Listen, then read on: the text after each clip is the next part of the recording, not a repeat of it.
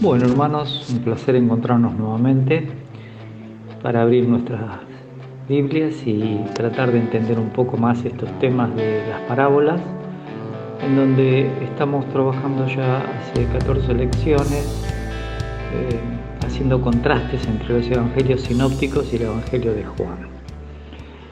El objetivo para este domingo es tratar de revisar 5 puntos que nos van a ayudar a entender las parábolas. El primero es comprender el tema tiempos en la Biblia. Y esto es muy importante porque no todo es igual. Muchas personas creen que hay un tiempo presente y un siglo venidero, otros piensan que hay dispensaciones, otros piensan que solo pactos, y bueno, necesitamos entender cómo se maneja en la Biblia el tema tiempos. También es importante volver a remarcar las diferencias contextuales, es decir, los contextos generan diferencias entre la palabra o la frase reino de los cielos, reino de Dios e iglesia. Y esto es importante porque ambas expresiones, reino de los cielos y reino de Dios, contiene cosas terrenales y cosas espirituales. Pero es el contexto el que ayuda a entender. No hay que dar por sentado que son intercambiables, porque no siempre es intercambiable. En tercer lugar, sería bueno poder comprender el significado de la palabra misterio en la Biblia y cuál es la clasificación que tiene, porque si no existe ningún misterio que hoy ha sido revelado o que será revelado en el futuro y que no fue revelado en el Antiguo Testamento, entonces tiene mucha base pensar que la Iglesia está reemplazando a Israel, pero esto no es así. En cuarto lugar, la hermenéutica tiene que ser consistente cuando la usamos. No podemos usar un poquito que sí, otro poquito que no, y sobre todo cuando abrimos parábolas, ¿no? Que eso es un tema muy importante. Y en quinto lugar, tenemos que revisar todas las parábolas y sus contextos para poder interpretar más acertadamente que siempre tienen una verdad central. Eso es lo que vamos a tratar de hacer en la próxima lección. Con respecto al tema tiempos en la Biblia, es básico para nosotros entenderlo porque hay 7 características del presente siglo que evidentemente no estaban en el antiguo. Así que vamos a mirar. Primero, Cristo fue anunciado en los siglos anteriores, pero vino en el presente siglo, o como dice Gálatas, nacido de mujer y en este tiempo, en estos postreros días. Hebreos 1 nos dice que el Señor Jesucristo es la forma en que Dios, habiendo hablado a nuestros padres por los profetas en el Antiguo Testamento, en estos postreros días nos ha hablado por el Hijo, y también que se ha sentado a la diestra del Padre. Así que esto es muy importante entender. En segundo lugar, en siglos pasados, nosotros vemos que el Espíritu Santo tomaba temporalmente a las personas. Hablamos de Saúl, podemos hablar en la construcción del tabernáculo, a Bezaleel y a Oliab, y podemos ver siempre que era por un tiempo y se iba. Por eso David podía decir: no quites de mí tu Santo Espíritu. Pero en este siglo hay algo diferente. El Señor dice que el Espíritu Santo haría morada en las personas que reciben a Cristo como Salvador. Así que simplemente leyendo Efesios 1, 13 y 14, o Efesios 4, 30, o 1 Corintios 12, 13, esto es una realidad para cada persona que recibe a Cristo, cosa que no sucedía con Israel. Así que hay diferencia entre el Antiguo Testamento y el Nuevo. En tercer lugar, en los siglos pasados, el tema de la salvación y la bendición divina era futuro. Esto era algo que se miraba para adelante. Inclusive si uno lee los profetas mayores como Isaías o Jeremías o Ezequiel, todas las promesas son futuras. Ahora, en Cristo lo tenemos ahora la salvación, en el momento de recibir a Cristo. Si bien es una salvación que va a ser completada en el aspecto de disfrutarla en el futuro, nosotros ya tenemos la salvación asegurada. Pero también nos quedan algunas bendiciones para el futuro, como son las coronas, como son aquellas coronas que vamos a tirar a los pies de Cristo, o como son también el examen de nuestras obras. En cuarto lugar, en los siglos pasados, muchos temas eran incompletos, pero al venir el Señor Jesucristo, la revelación del Padre ha sido completa y los eventos futuros también están informados. Hay mucha información que no hay en el Antiguo Testamento y la tenemos en el Nuevo. Cuando estudiemos el tema de las parábolas y alguien nos va a decir que Lucas 16 es una parábola, el rico y Lázaro, ahí vamos a encontrar que había una información al momento en que Cristo está presente de un lugar determinado llamado el seno de Abraham y otro lugar llamado el Hades propiamente dicho. Y vamos a darnos cuenta que a partir de las epístolas no existe más eso. Hay un gran cambio. Por lo tanto, es importante el tiempo en la Biblia. La palabra tiempo, la línea de tiempo, es muy importante. En quinto lugar, este siglo ha sido definido como el presente siglo malo por la oposición que tiene al Señor Jesucristo y a los que reciben a Cristo como Salvador. Pero esta forma nunca se había definido en los siglos pasados. Juan también asegura en Apocalipsis 12 que el diablo engaña al mundo entero y no se nos había dicho eso en el Antiguo Testamento.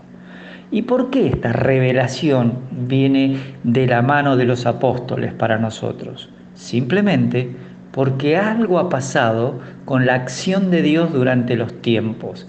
Y no tener en cuenta eso nos va a hacer creer que da lo mismo agarrar un pasaje del libro de Génesis que un pasaje del libro de los Proverbios o un pasaje de las epístolas dirigidas a las iglesias. Y no siempre se puede hacer eso. En sexto lugar, en los siglos pasados jamás se indicó que el mundo entero estaba bajo el maligno, como Juan define a este presente siglo en 1 Juan 5:19. Séptimo lugar, estas 7 características diferentes del presente siglo. Moisés nos explica que en siglos pasados Dios eligió a Israel como su pueblo y su especial tesoro en Éxodo 19, 3 al 7, cuando se hace el pacto mosaico. Pero Pablo nos dice que en este presente siglo Dios ha endurecido en parte a Israel, pero solo hasta que haya entrado la plenitud de los gentiles, y luego Dios volverá a tratar con Israel. Así que hay algo especial en el tiempo, con lo cual Dios tiene una tarea para desarrollar, y nosotros somos testigos de muchos de esos temas. Por eso va a ser tan importante que cuando estudiemos parábolas también entendamos el tema de los tiempos, porque todas las parábolas no son lo mismo, no están dirigidas a las mismas personas desde el punto de vista de lo que es un símil, lo que es una metáfora, lo que es una analogía o una frase tipo proverbio de lo que es una parábola. Si nosotros no sabemos definir lo que es una parábola, nos va a costar mucho entender cuáles son las parábolas. Y no vamos a darnos cuenta que las parábolas arrancan en Mateo 13, porque vamos a imaginar que en los dichos parabólicos, vosotros sois la luz o vosotros sois la sal, él está hablando en parábolas. Eso no es así. Necesito volver a remarcar que reino de Dios, reino de los cielos e iglesia son temas diferentes. Y en esta transparencia o diapositiva yo quiero que ustedes se fijen. Cuando hablamos del reino de Dios, es el gobierno eterno que Dios tiene sobre todo lo que existe. No importa si es visible o invisible, sean tronos, sean dominios, sean potestades, sea materia, sea antimateria. Lo que ustedes se imaginen, ese es el reino de Dios. Dios reina soberano en todo lo creado, visible o invisible. Cuando nosotros dibujamos este óvalo amarillo con azul, estamos hablando de que en ese reino Dios gobierna. Sin embargo, Dios tiene un plan específico para con el planeta Tierra. Y entonces nosotros tenemos que entrar en ese lugar a pensar cómo es que Dios, que reina en el universo, va a lograr reinar en la Tierra. Y en este óvalo más pequeño, que hablamos del reino de los cielos, decimos que ese es su gobierno, pero cumpliendo al pacto que le hizo Abraham, al pacto que le hizo David. Los cielos reinan y los israelitas y los gentiles son bendecidos en la tierra. Eso es lo que está prometido constantemente en el Antiguo Testamento. A esto apuntan los profetas. Por eso el milenio es el lugar donde va a empezar el reino de los cielos sobre la tierra y va a seguir después en la eternidad, porque nos dice 1 Corintios 15, que luego el fin, cuando se haya puesto a todos los enemigos, Él mismo se sujetará al Padre, para que Dios sea el todo en todos. Este tema no se puede entender si uno no divide los tiempos y se da cuenta que existen periodos determinados en la Biblia donde Dios revela su voluntad para que el hombre la cumpla. Y muchas veces no la va a cumplir. Casi siempre va a pasar eso. Pero las dispensaciones es parte de la hermenéutica. No es que el dispensacionalista tiene un método diferente. No, porque dentro de la hermenéutica existen pactos y existen dispensaciones.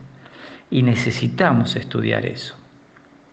Además, colocamos la iglesia con otro óvalo, un color más claro, porque la iglesia es un misterio, porque este es el cuerpo de Cristo, del cual es la cabeza, y está formado por judíos y gentiles que reciben a Cristo como Salvador.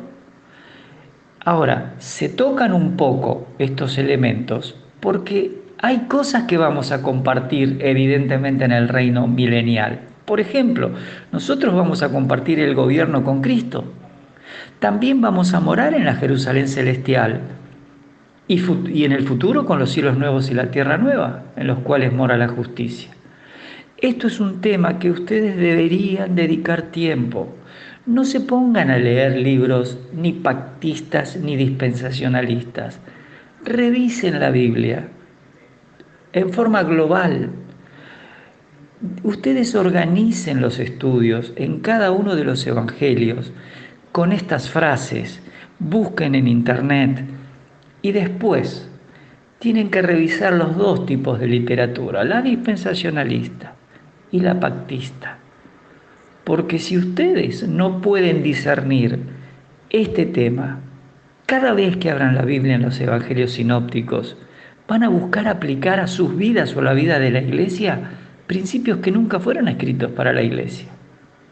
Ahora vamos a tratar de entender cuál es el uso que tiene la escritura de la palabra misterios. Entonces, muy importante si ustedes aprenden a organizar de esta manera los estudios bíblicos, porque uno puede hablar a veces con muchos hermanos bien intencionados, estudiosos, pero a veces les falta alguna herramienta de estudio que es justamente cómo Dios usa una palabra en toda la Escritura. Y así hay que hacer siempre, porque además de tener a Vine, a Schaffer, a Balfour, montones de autores que han sido excelentes, y sobre todo cuando hablamos del diccionario de Vine en griego y hebreo y arameo, que él tiene un lindo diccionario, y hay muchos más, por supuesto. Nuestro problema es que tendemos a mirar lo que dice y no estudiar el término. Eso pasa, por ejemplo, cuando está la frase entajei, aquí vengo pronto. Esa frase hay que estudiarla. ¿Dónde aparece? ¿Por qué aparece? ¿Qué contexto? ¿Indica algo en el mismo momento o puede haber un periodo de tiempo hasta que se cumpla? Y hasta que ustedes no hacen ese estudio, cualquier comentario de otra persona es como usar un cepillo de dientes ajeno. Por lo general nadie se lava los dientes con cepillos ajenos. Y nosotros cuando enseñamos de la Escritura a veces hacemos ese tipo de cosas. Por eso la idea no es crean lo que les digo.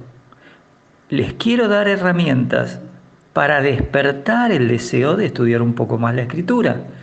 Y de esa manera las decisiones serán entre ustedes y Dios y la palabra, y no porque otra persona se los dice. En la diapositiva 8 tenemos la definición con la palabra en el número de la concordancia Strong 3696, misterio, un secreto o un misterio. Como definición tiene que ser esto: un misterio en la Biblia es una verdad divina que ha estado oculta y ahora es revelada por el mismo Dios a los hombres. A pesar de que ahora está revelada, hay algo que mantiene su carácter de especial, y es que Dios la mantuvo oculta de los hombres. Tienen para estudiar ahí en el diccionario de Swanson, en Strong, en Kittel, La Unida.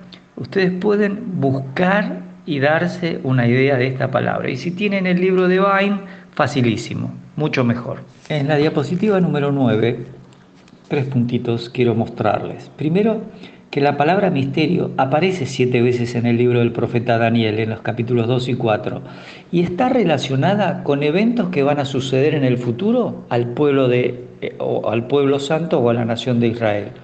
Y Dios le muestra en 2 sueños a Nabucodonosor, pero también a Daniel, que es quien deja eso escrito para que el pueblo judío sepa de qué se trata.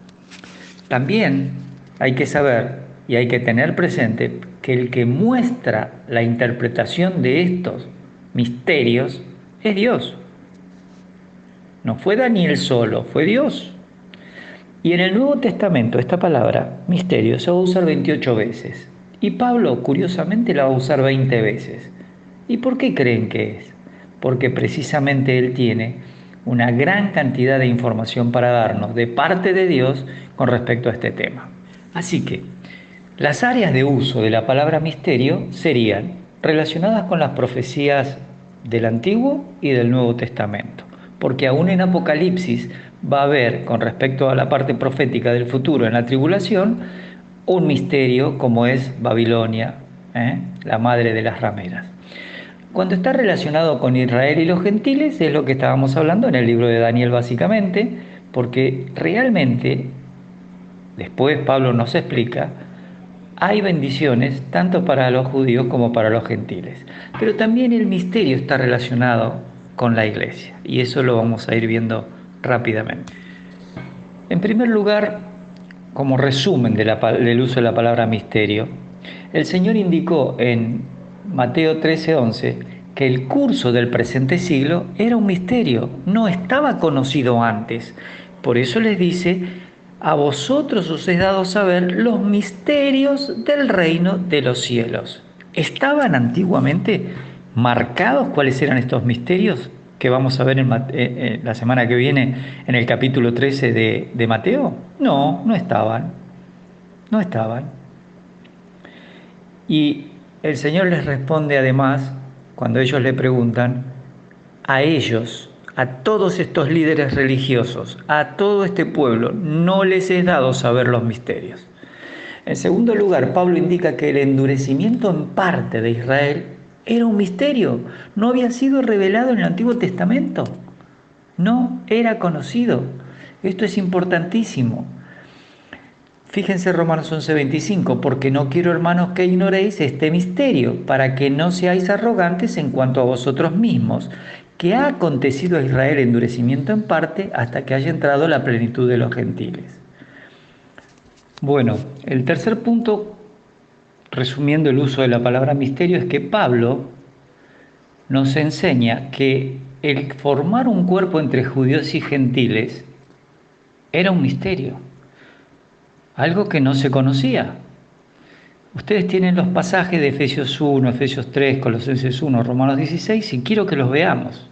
En Efesios 1:9 dice que el Señor nos dio a conocer el misterio de su voluntad, según su beneplácito, el cual se había propuesto en sí mismo. Es decir, nadie sabía esto, estaba dentro de Dios mismo. ¿Qué es ese propósito? Reunir todas las cosas en Cristo, en la dispensación del cumplimiento de los tiempos, así las que están en los cielos como las que están en la tierra. Fíjense que la voluntad de Dios tenía un secreto, un misterio, algo que no se había revelado en el Antiguo Testamento y se revela ahora. Pero vamos a leer más pasajes para poder llegar a una conclusión que nos ayude a entender mejor. Romanos 16:25 dice: y al que puede confirmaros según mi evangelio y la predicación de Jesucristo, según la revelación del misterio que se ha mantenido oculto desde tiempos eternos. ¿Entienden ustedes que el evangelio que se está predicando hoy no es igual que lo que se predicaba en todo el tiempo del Antiguo Testamento, si bien también es una buena noticia? Colosenses 1:25. de la cual fui hecho ministro, según la administración de Dios que me fue dada para con vosotros, para que anuncie cumplidamente la palabra de Dios, el misterio que había estado oculto desde los siglos y edades, pero que ahora, cuando Pablo escribe y predica, ha sido manifestado a sus santos, a quienes, los santos, Dios quiso dar a conocer las riquezas de la gloria de este misterio entre los gentiles, que es Cristo en vosotros, la esperanza de gloria. Decir que la Iglesia reemplaza a Israel es no entender que hay un endurecimiento en parte en Israel y que Dios va a cumplir sus promesas en el futuro. Es rechazar lo que dice la Escritura y armar un propio edificio hermenéutico acorde a lo que les parece que debe ser. Vamos a Efesios 3. Por esta causa yo, Pablo, prisionero de Cristo Jesús por vosotros los gentiles, si es que habéis oído de la administración de la gracia de Dios que me fue dada para con vosotros, fíjense, Pablo es un administrador de una gracia. Muy importante entender eso, por eso se llama dispensación de la gracia o de la iglesia. Que por revelación me fue declarado el misterio. Él no lo sabía del Antiguo Testamento y él era un rabino conocedor. Esto fue por revelación, esto era un misterio. Y él dice, como antes lo he escrito brevemente, leyendo lo cual podéis entender cuál sea mi conocimiento en el misterio de Cristo. Así que Cristo, si bien era alguien anticipado en el Antiguo Testamento, como el Dios encarnado o el Dios que iba a venir a morir por los pecadores, por el pueblo de Israel, pero este es un misterio y recién ahora está revelado. Misterio, dice Pablo en 3:5, que en otras generaciones no se dio a conocer a los hijos de los hombres. Por eso cuando alguien quiere hablar desde el Antiguo Testamento para presentar un plan de salvación, es muy complejo, porque no está el Señor Jesucristo en ese lugar, porque Él no está muriendo, resucitando y regalando la vida eterna por la fe. Continúa Pablo, como ahora es revelado a sus santos apóstoles y profetas por el Espíritu. Recién ahora, dice Pablo, es revelado a sus santos apóstoles, los 11 más él, y profetas, los que ayudaban en este ministerio de escribir el Nuevo Testamento y fundar las iglesias, por el Espíritu Santo. Que los gentiles son coherederos y miembros del mismo cuerpo y copartícipe de la promesa en Cristo Jesús por medio del Evangelio. ¿Qué Evangelio? ¿El Evangelio del reino de los cielos o el Evangelio de la gracia? Del cual yo fui hecho ministro, 3:7, por el don de la gracia de Dios que me ha sido dado según la operación de su poder.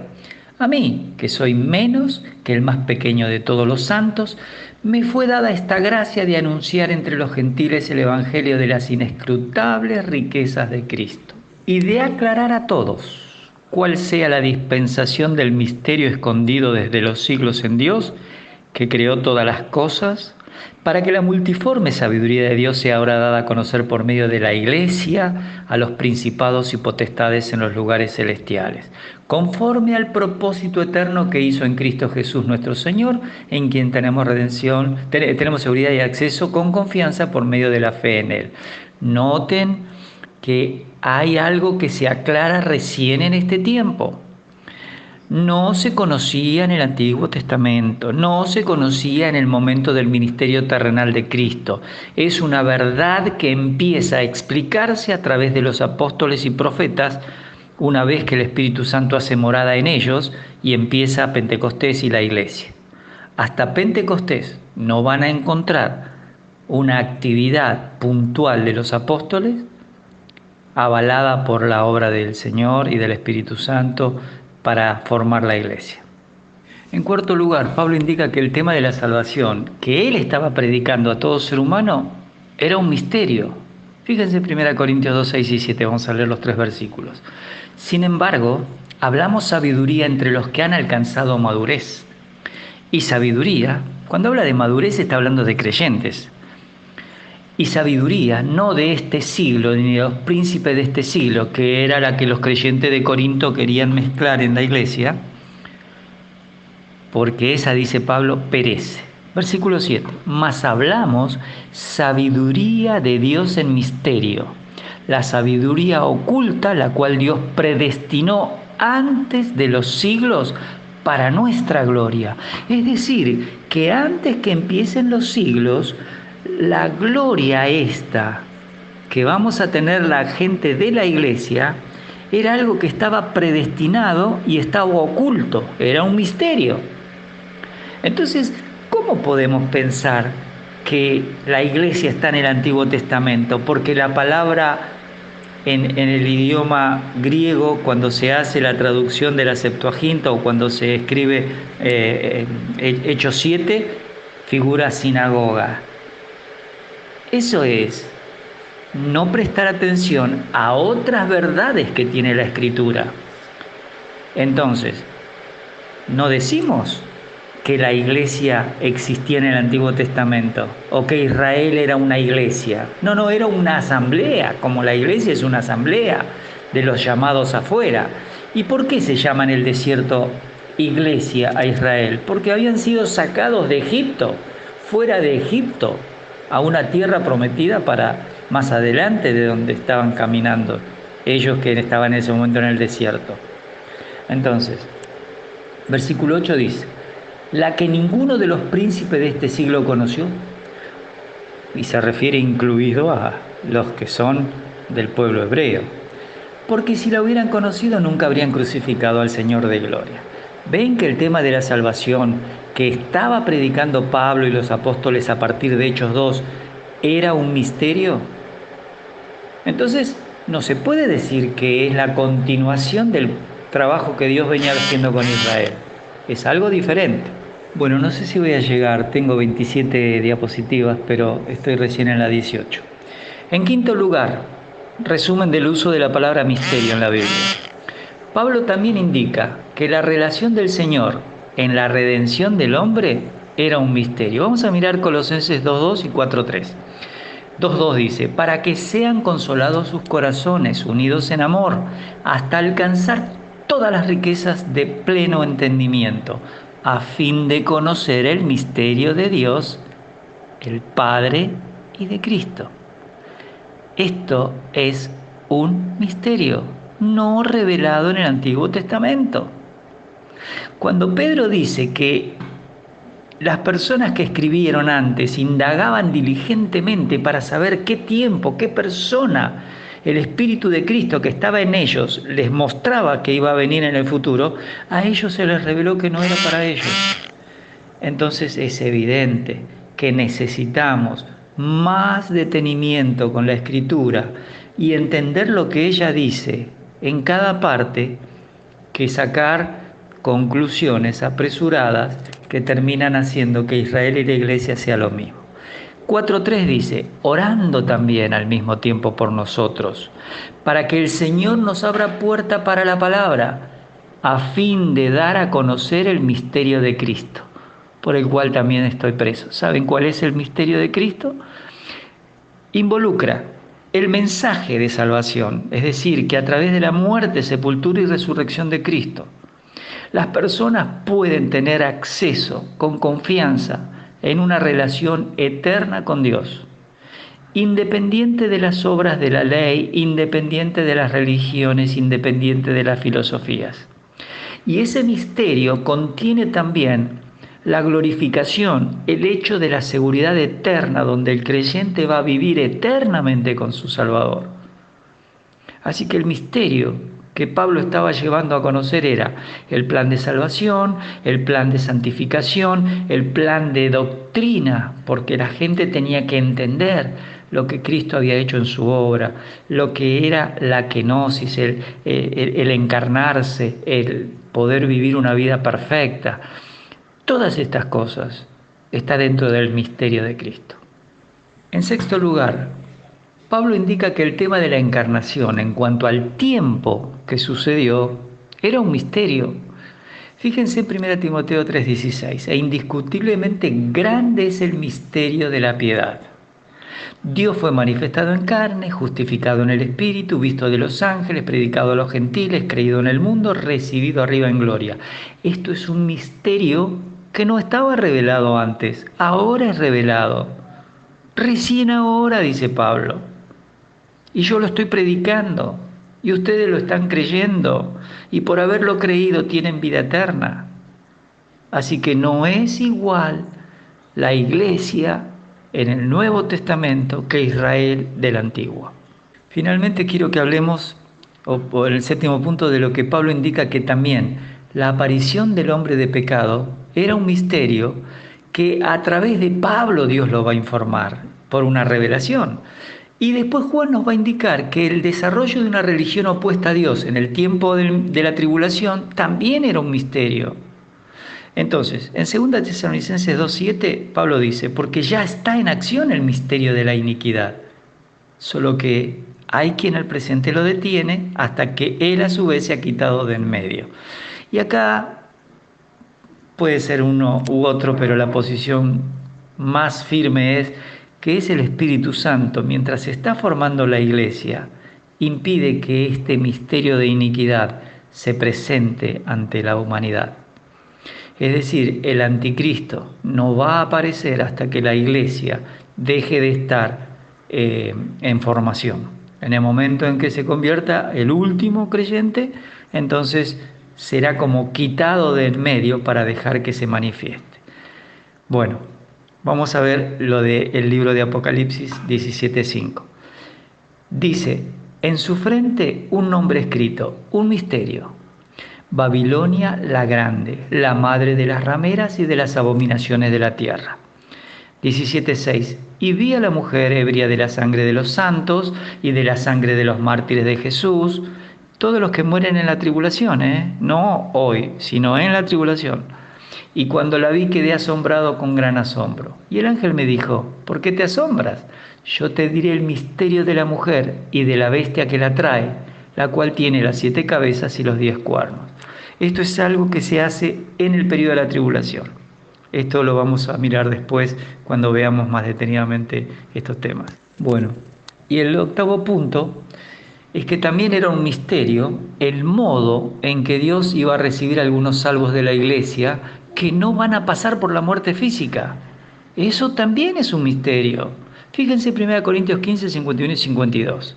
He aquí os digo un misterio, algo que no estaba enseñado, que no había sido explicado, que Lucas 16 no revela, pero ahora les digo este misterio, dice Pablo. No todos dormiremos, pero todos seremos transformados.